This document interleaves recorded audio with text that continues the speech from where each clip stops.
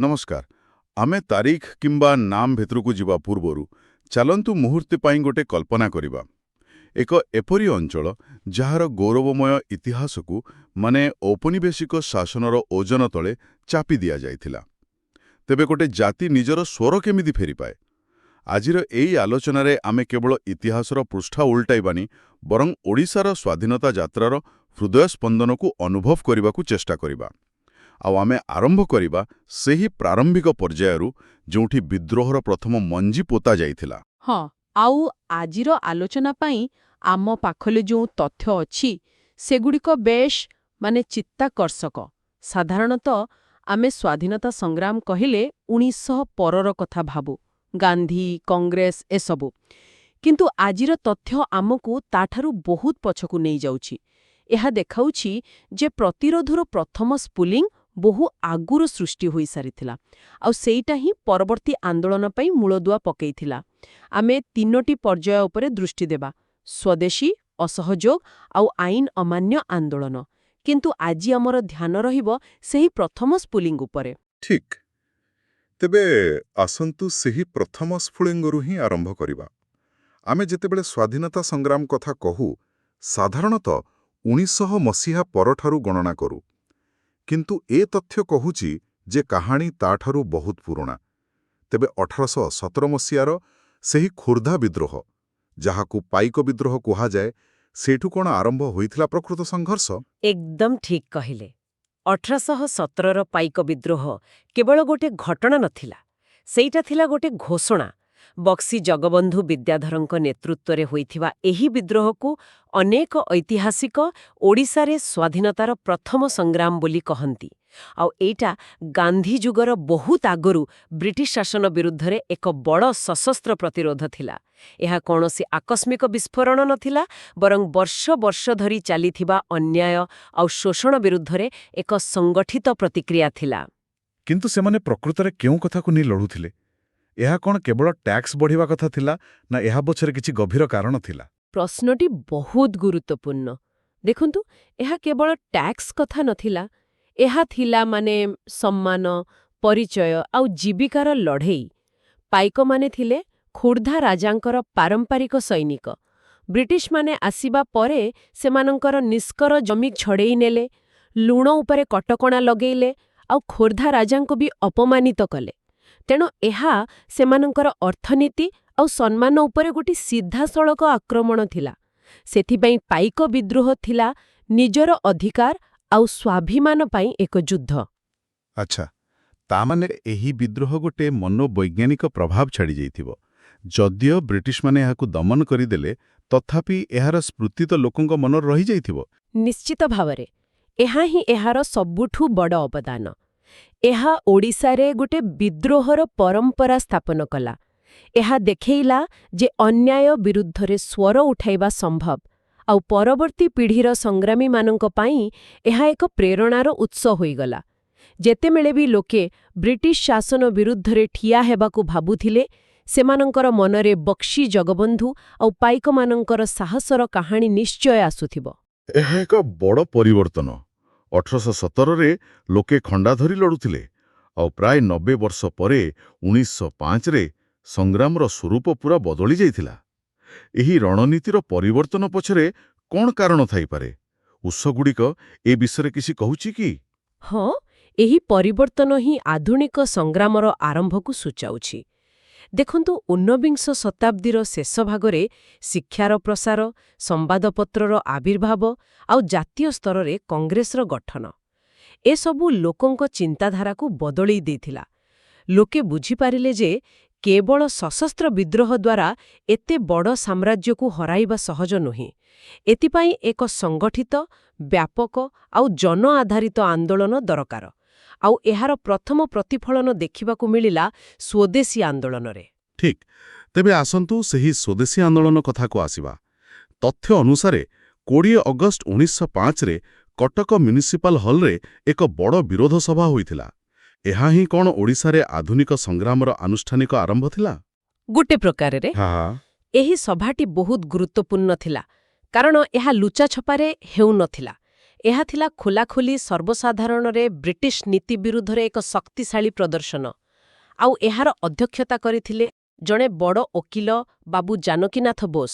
ଆଚ୍ଛା, ନେତାଜୀ ସୁଭାଷ ଚନ୍ଦ୍ର ବୋଷଙ୍କ ବାପା? ଏକଦମ। ଏହା ହିଁ ଦର୍ଶାଉଛି ଯେ ଏହି ଆନ୍ଦୋଳନ ସମାଜର ଶିକ୍ଷିତ ଆଉ ପ୍ରଭାବଶାଳୀ ବର୍ଗଙ୍କର ସମର୍ଥନ ପାଇସାରିଥିଲା। ହଁ, ତଥ୍ୟରେ ବିଶ୍ୱନାଥ କର ଏବଂ ଧୀରେନ୍ଦ୍ରନାଥ ଚୌଧୁରୀଙ୍କ ଭଳି ଆଉ କିଛି ନାମ ମଧ୍ୟ ଅଛି। ଆଉ ଏହି ନାମଗୁଡ଼ିକ ବି ଗୁରୁତ୍ୱପୂର୍ଣ୍ଣ। ଯେମିତିକି ବିଶ୍ୱନାଥ କର କେବଳ ଜଣେ ନେତା ନଥିଲେ, ସେ ସେତେବେଳର ପ୍ରତିଷ୍ଠିତ ପତ୍ରିକା ଉତ୍କଳ ସାହିତ୍ୟର ସମ୍ପାଦକ ଥିଲେ। ତେଣୁ ସେ କେବଳ ମଞ୍ଚରୁ ନୁହେଁ, କଲମ ମୁନରେ ମଧ୍ୟ ଲଢ଼ୁଥିଲେ। ଏହା ଦର୍ଶାଉଛି ଯେ ଏ ଆନ୍ଦୋଳନ କେମିତି ରାଜନୀତି ସହିତ ସାହିତ୍ୟ ଆଉ ବୁଦ୍ଧିଜୀବୀ ସ୍ତରରେ ବି ବ୍ୟାପିଥିଲା। ଏହା ଏକ ବହୁମୁଖୀ ଆନ୍ଦୋଳନ ଥିଲା, ଯେଉଁଠି ଓକିଲ, ଶିକ୍ଷକ, ସାହିତ୍ୟିକ ସମସ୍ତେ ଏକାଠି ହୋଇଥିଲେ। ପାଇକ ବିଦ୍ରୋହ ଯଦି ସୈନିକମାନଙ୍କର ବିଦ୍ରୋହ ଥିଲା, ତେବେ ସ୍ୱଦେଶୀ ଆନ୍ଦୋଳନ ଥିଲା ସାଧାରଣ ନାଗରିକ ଆଉ ବୁଦ୍ଧିଜୀବୀଙ୍କର ଆନ୍ଦୋଳନ। ଆଚ୍ଛା, ମୁଁ ଏହି ଅର୍ଥନୈତିକ ଦିଗଟିକୁ ନେଇ ବେଶ୍ ଆଗ୍ରହୀ। ରାଜନୈତିକ ବୀରତ୍ୱ ଗୋଟିଏ କଥା, କିନ୍ତୁ ଯେତେବେଳେ ଆନ୍ଦୋଳନ ସାଧାରଣ ଲୋକଙ୍କର ପକେଟ ଆଉ ରୋଜଗାର ଉପରେ ପ୍ରଭାବ ପକାଏ, ସେତେବେଳେ ହିଁ ତାହା ବାସ୍ତବ ରୂପ ନିଏ। ଉତ୍ସଗୁଡ଼ିକ ଏହି ବୁଣାକାରମାନଙ୍କର କାହାଣୀକୁ କେମିତି ଦେଖାଉଛି? ଏହା ହିଁ ସ୍ୱଦେଶୀ ଆନ୍ଦୋଳନର ସବୁଠୁ ଶକ୍ତିଶାଳୀ ଦିଗ ଥିଲା। ଏହାର ମୂଳମନ୍ତ୍ର ଥିଲା ବିଦେଶୀ ବର୍ଜନ କର, ସ୍ୱଦେଶୀ ଗ୍ରହଣ କର। ଏହାର ସିଧାସଳଖ ପ୍ରଭାବ ପଡ଼ିଲା ବୁଣାକାରମାନଙ୍କ ଉପରେ। ସମ୍ବଲପୁର, ବାଣପୁର, ସୁକିନ୍ଦା ଆଉ ବାସୁଦେବପୁର ଭଳି ବୁଣାକାର କେନ୍ଦ୍ରଗୁଡ଼ିକ ପୁଣି ଥରେ ଚଳଚଞ୍ଚଳ ହୋଇଉଠିଲା। ବ୍ରିଟିଶ ମିଲ୍ ଲୁଗା କାରଣରୁ ଯେଉଁ ବୁଣାକାରମାନେ ନିଜର ଜୀବିକା ହରାଇ ବସିଥିଲେ, ସେମାନଙ୍କୁ ଗୋଟେ ନୂଆ ଆଶା ମିଳିଲା। ରିପୋର୍ଟ କହୁଛି ଯେ ଉତ୍କଳ ଦୀପିକା ଭଳି ସମ୍ବାଦପତ୍ର ମଧ୍ୟ ଏହି ହସ୍ତତନ୍ତ୍ର ବସ୍ତ୍ର ଉତ୍ପାଦନ ବଢ଼ିବା ବିଷୟରେ ଖବର ଛାପୁଥିଲା। କିନ୍ତୁ ପ୍ରକୃତରେ ଏହା କେତେ ପ୍ରଭାବଶାଳୀ ଥିଲା? ମାନେ, ଓଡ଼ିଶାର କିଛି ଅଞ୍ଚଳରେ ଲୁଗା ବର୍ଜନ କରିବା ଦ୍ୱାରା ବ୍ରିଟିଶ ସାମ୍ରାଜ୍ୟର ଅର୍ଥନୀତି ଉପରେ କ'ଣ ସତରେ କିଛି ବଡ଼ ପ୍ରଭାବ ପଡ଼ିଥିବ, ନା ଏହା କେବଳ ଗୋଟେ ପ୍ରତୀକାତ୍ମକ ବିରୋଧ ଥିଲା? ଏହା ଏକ ଚମତ୍କାର ପ୍ରଶ୍ନ। ଦେଖନ୍ତୁ, ଏକଥା ସତ ଯେ ଓଡ଼ିଶାର ବୟକଟ୍ ଦ୍ୱାରା ମାଞ୍ଚେଷ୍ଟରର କପଡ଼ା ମିଲ୍ ବନ୍ଦ ହୋଇଯାଇ ନଥିବ, କିନ୍ତୁ ଏହାର ପ୍ରଭାବକୁ ଆମକୁ ଦୁଇଟି ସ୍ତରରେ ଦେଖିବାକୁ ପଡ଼ିବ। ପ୍ରଥମତଃ, ସ୍ଥାନୀୟ ସ୍ତରରେ ଏହା ଏକ ବଡ଼ ଅର୍ଥନୈତିକ ପରିବର୍ତ୍ତନ ଆଣିଲା। ଏହା ସ୍ଥାନୀୟ କାରିଗରଙ୍କୁ ରୋଜଗାର ଦେଲା। ଆଉ ଦ୍ୱିତୀୟ, ଯାହାକି ସବୁଠୁ ଗୁରୁତ୍ୱପୂର୍ଣ୍ଣ, ତାହା ହେଲା ଏହାର ପ୍ରତୀକାତ୍ମକ ଶକ୍ତି। ଯେତେବେଳେ ଧନୀ ଆଉ ପ୍ରଭାବଶାଳୀ ଲୋକମାନେ ବିଦେଶୀ ସୁଟ୍ ଛାଡ଼ି ବ୍ରହ୍ମପୁର ପାଟ କିମ୍ବା ମାଣିଆବନ୍ଧ ଶାଢ଼ୀ ପିନ୍ଧି ସଭାକୁ ଗଲେ, ଏହା ଏକ ଶକ୍ତିଶାଳୀ ବାର୍ତ୍ତା ଦେଲା। ବାଃ, ତା ମାନେ ପୋଷାକ ଏକ ରାଜନୈତିକ ପରିଚୟ ପାଲଟିଗଲା। ଏକଦମ। ଟିକେ ଭାବିଲେ ଆଶ୍ଚର୍ଯ୍ୟ ଲାଗେ। ଆପଣ ସକାଳୁ ଉଠି କେଉଁ ଶାଢ଼ୀ ବା ଧୋତି ପିନ୍ଧିବେ, ସେହି ସାଧାରଣ ନିଷ୍ପତ୍ତିଟି ବି ଏକ ପ୍ରକାର ଦେଶପ୍ରେମର ପରିଚୟ ପାଲଟିଗଲା। ଏହା ଲୋକଙ୍କ ଭିତରେ ଗୋଟେ ସାଂସ୍କୃତିକ ଗର୍ବ ଆଉ ଏକତାର ଭାବନା ସୃଷ୍ଟି କଲା। ଲୋକେ ଅନୁଭବ କଲେ ଯେ ସେମାନେ ନିଜର ଦୈନନ୍ଦିନ ଜୀବନରେ ଛୋଟ ଛୋଟ ପରିବର୍ତ୍ତନ ଆଣି ବି ସ୍ୱାଧୀନତା ସଂଗ୍ରାମରେ ଭାଗ ନେଇପାରିବେ। ଏହା ହିଁ ଥିଲା ଏହି ଆନ୍ଦୋଳନର ପ୍ରକୃତ ସଫଳତା। ତା ମାନେ ସେମାନେ ନିଜର ଅସ୍ତ୍ର ବଦଳାଇ ଦେଇଥିଲେ। ଖଣ୍ଡା ବଦଳରେ ଚରଖା ଆଉ ମାକୁକୁ ଅସ୍ତ୍ର ଭାବରେ ବ୍ୟବହାର କରୁଥିଲେ। କିନ୍ତୁ ଆମ ପାଖରେ ଥିବା ତଥ୍ୟ କହୁଛି ଯେ ଆଉ ଗୋଟେ ଅସ୍ତ୍ର ତିଆରି କରାଯାଉଥିଲା, ଯାହା ସିଧାସଳଖ ଲୋକଙ୍କର ମନ ଆଉ ଚିନ୍ତାଧାରା ଉପରେ କାମ କରିବାର ଥିଲା। ଆପଣ ସତ୍ୟବାଦୀ ବନ ବିଦ୍ୟାଳୟ କଥା କହୁଛନ୍ତି। 12 ଅଗଷ୍ଟ 1909ରେ ଉତ୍କଳମଣି ଗୋପବନ୍ଧୁ ଦାସଙ୍କ ଦ୍ୱାରା ପୁରୀର ସାକ୍ଷୀଗୋପାଳରେ ଏହାର ସ୍ଥାପନା ଏକ ଯୁଗାନ୍ତକାରୀ ପଦକ୍ଷେପ ଥିଲା। ଗୋପବନ୍ଧୁ ଆଉ ତାଙ୍କର ସାଥୀମାନେ ବୁଝିପାରିଥିଲେ ଯେ ପ୍ରକୃତ ସ୍ୱାଧୀନତା କେବଳ ରାଜନୈତିକ ସ୍ତରରେ ଆସିବନି। ଏଥିପାଇଁ ଏକ ଏପରି ପିଢ଼ି ତିଆରି କରିବାକୁ ପଡ଼ିବ, ଯାହାର ଚିନ୍ତାଧାରା ସ୍ୱାଧୀନ ହେବ। ଏହା ଏକ ଗୁରୁତ୍ୱପୂର୍ଣ୍ଣ ପ୍ରଶ୍ନ। ସେତେବେଳେ ତ ବ୍ରିଟିଶ ସରକାରଙ୍କର ସ୍କୁଲ କଲେଜ ଥିଲା, ତେବେ ଏକ ନୂଆ ବିଦ୍ୟାଳୟର ଆବଶ୍ୟକତା କାହିଁକି ପଡ଼ିଲା? ତାହେଲେ କ'ଣ ଆମେ ଏମିତି କହିପାରିବା ଯେ ସତ୍ୟବାଦୀରେ ପ୍ରକୃତ ବିପ୍ଳବ ପାଠ୍ୟକ୍ରମରେ ନଥିଲା, ବରଂ ପଢ଼େଇବାର ଶୈଳୀରେ ଥିଲା? ବ୍ରିଟିଶ ଶାସନ ଆଦେଶ ପାଳନ କରୁଥିବା ଲୋକ ଚାହୁଁଥିଲା, କିନ୍ତୁ ଗୋପବନ୍ଧୁ ପ୍ରଶ୍ନ ପଚାରୁଥିବା ଲୋକ ତିଆରି କରୁଥିଲେ। ଏହା ହିଁ ପ୍ରକୃତ ବିଦ୍ରୋହ, ନୁହେଁ କି? ଏହାଠାରୁ ଭଲ ଭାବରେ ଏହାକୁ ବର୍ଣ୍ଣନା କରାଯାଇପାରିବ ନାହିଁ। ଦେଖନ୍ତୁ, ବ୍ରିଟିଶ ଶିକ୍ଷା ବ୍ୟବସ୍ଥାର ମୂଳ ଉଦ୍ଦେଶ୍ୟ ଥିଲା ସାମ୍ରାଜ୍ୟ ପାଇଁ କିରାଣୀ ଆଉ ବିଶ୍ୱସ୍ତ କର୍ମଚାରୀ ତିଆରି କରିବା। ସେଠାରେ ସମାଲୋଚନାତ୍ମକ ଚିନ୍ତାଧାରା କିମ୍ବା ଭାରତୀୟ ସଂସ୍କୃତି ଓ ଇତିହାସ ପାଇଁ କୌଣସି ସ୍ଥାନ ନଥିଲା। ସତ୍ୟବାଦୀ ଠିକ୍ ଏହାର ବିପରୀତ ଥିଲା। ଏହା ଏକ ଓପନ୍ ଏୟାର ସ୍କୁଲ ବା ମୁକ୍ତାକାଶ ବିଦ୍ୟାଳୟ ଥିଲା, ଯେଉଁଠି ଛାତ୍ରମାନଙ୍କୁ କେବଳ ପୁସ୍ତକଗତ ବିଦ୍ୟା ନୁହେଁ ବରଂ ସମାଜସେବା, ନୈତିକତା ଆଉ ଦେଶପ୍ରେମର ଶିକ୍ଷା ଦିଆଯାଉଥିଲା। ସେଠାରେ ଛାତ୍ରମାନଙ୍କୁ ପ୍ରଶ୍ନ ପଚାରିବାକୁ, ତର୍କ କରିବାକୁ ଆଉ ନିଜର ମତ ରଖିବାକୁ ଉତ୍ସାହିତ କରାଯାଉଥିଲା। ଏହା ପ୍ରକୃତରେ ଏକ ବୈପ୍ଳବିକ ଶିକ୍ଷା ବ୍ୟବସ୍ଥା ଥିଲା। ତାମାନେ ଏହା କେବଳ ଏକ ସ୍କୁଲ ନଥିଲା। ନା, ଆଦୌ ନୁହେଁ। ଏହା ଥିଲା ଭବିଷ୍ୟତ ପାଇଁ ଏକ ନର୍ସରୀ। ଏହା ଏକ ଏପରି କାରଖାନା ଥିଲା ଯେଉଁଠାରୁ କେବଳ ସ୍ନାତକ ବାହାରୁ ନଥିଲେ ବରଂ ସ୍ୱାଧୀନତା ସଂଗ୍ରାମ ପାଇଁ ପ୍ରତିବଦ୍ଧ ଯୁବନେତା ବାହାରୁଥିଲେ। ସେହି ବିଦ୍ୟାଳୟରୁ ହିଁ ପରବର୍ତ୍ତୀ ସମୟରେ ଓଡ଼ିଶାର ସ୍ୱାଧୀନତା ସଂଗ୍ରାମର ଅନେକ ବଡ଼ ବଡ଼ ନେତା ବାହାରୁଥିଲେ। ଏହା ଥିଲା ଦୀର୍ଘମେୟାଦୀ ସଂଗ୍ରାମ ପାଇଁ ମାନବ ସମ୍ବଳ ପ୍ରସ୍ତୁତ କରିବାର ଏକ ଦୂରଦୃଷ୍ଟି ସମ୍ପନ୍ନ ଯୋଜନା। ତେବେ ଆଜିର ଆଲୋଚନାରୁ ଏକ ସ୍ପଷ୍ଟ ଚିତ୍ର ସାମ୍ନାକୁ ଆସୁଛି।